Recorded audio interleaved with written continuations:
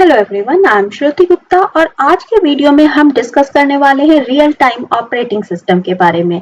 तो real time operating system ऐसा operating system है जो नॉर्मली एम्बेडेड सिस्टम के साथ यूज किया जाता है, जैसे इंडस्ट्रियल कंट्रोल रोबोट्स, इन सब में इनका यूज किया जाता है। और इस तरह के ऑपरेटिंग सिस्टम में जो भी कमांड हम एग्जीक्यूट करना चाहते हैं उसका एग्जीक्यूशन शॉर्ट टाइम में होना चाहिए या विद इन सर्टेन डेडलाइन के अंदर होना चाहिए। और ये इस तरह के डेडलाइन सेकंड के 10th पार्ट से नॉर्मली मेजर किए जाते हैं। तो एक टाइम बाउंडेड ऑपरेटिंग सिस्टम है जिसमें किसी भी कमांड का एग्जीक्यूशन एक फिक्स टाइमलाइन के अंदर होना चाहिए, और अगर इतनी देर के अंदर हमारा कमांड का एग्जीक्यूशन नहीं होता है तो हमारा सिस्टम फेल माना जाता है। तो कई ऐसे एप्लीकेशंस हैं जिसमें रियल टाइम ऑपरेटिंग सिस्टम का यूज किया जाता है, जैसे radar gadget, missile guidance, online inventory trading, cell phone switching gadget या एयर साइट विजिटर्स या मेडिकल इमेजिंग सिस्टम। यानी इस तरह के जितने भी सिस्टम्स होते हैं ये सर्टेन डेडलाइन के अंदर हमारे कमांड को एग्जीक्यूट करने की कैपेसिटी रखते हैं।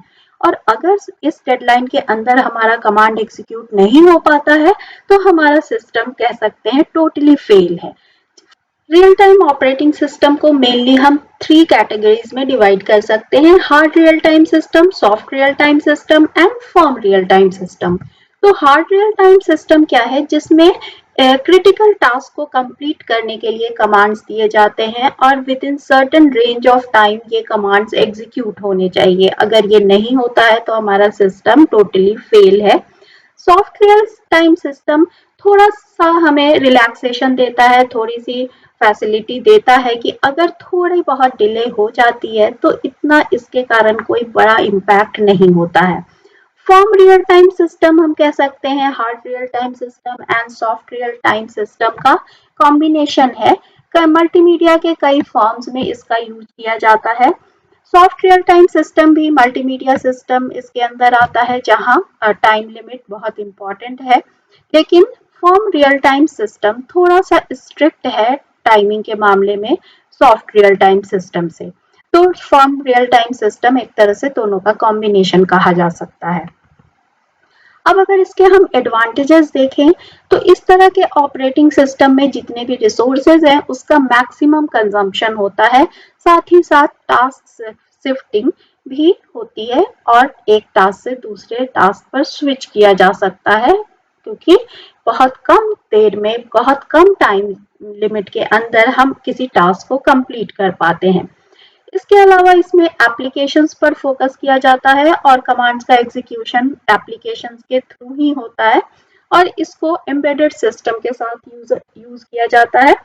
एरर फ्री होता है क्योंकि ये बहुत ही क्रिटिकल सिस्टम्स में यूज किए जाते हैं, तो इसका एरर फ्री होना बहुत ही जरूरी है। जैसे रोबोट्स है, मिसाइल गैजेट सिस्टम है, इन सब चीजों में एरर के होने के चांसेस ना के बराबर होने चाहिए।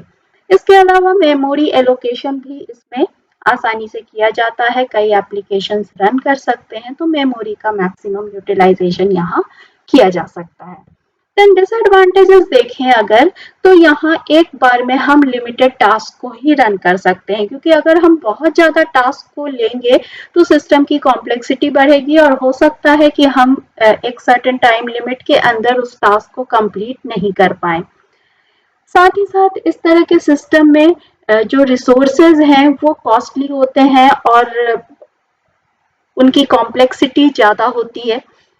देन इसमें जो भी एप्लीकेशंस बनाए जाते हैं वो कॉम्प्लेक्स एल्गोरिदम्स पर बेस्ड होते हैं ताकि उनका एग्जीक्यूशन फास्ट हो।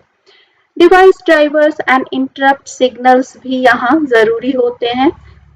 थ्रेडेड प्रायोरिटी भी सेट की जाती है, करनी पड़ती है, क्योंकि कौन सा टास्क पहले कंप्लीट करना है और कितने देर में कंप्लीट करना है ये हमें डिसाइड करना होता है। मिनिमम स्विचिंग, अगर हम एक टास्क से दूसरे टास्क पर स्विच करते रहें तो हो सकता है किसी टास्क को कंप्लीट करने में ज़्यादा टाइम लगे, तो यहाँ स्विचिंग को मिनिमाइज रखना पड़ता है हमें। MTS, लाइनेक्स, QNX, VxWorks ये सब कुछ ऐसे ऑपरेटिंग सिस्टम हैं जो रियल टाइम ऑपरेटिंग सिस्टम पर बेस्ड होते हैं या रियल टाइम ऑपरेटिंग सिस्टम कहे जा सकते हैं।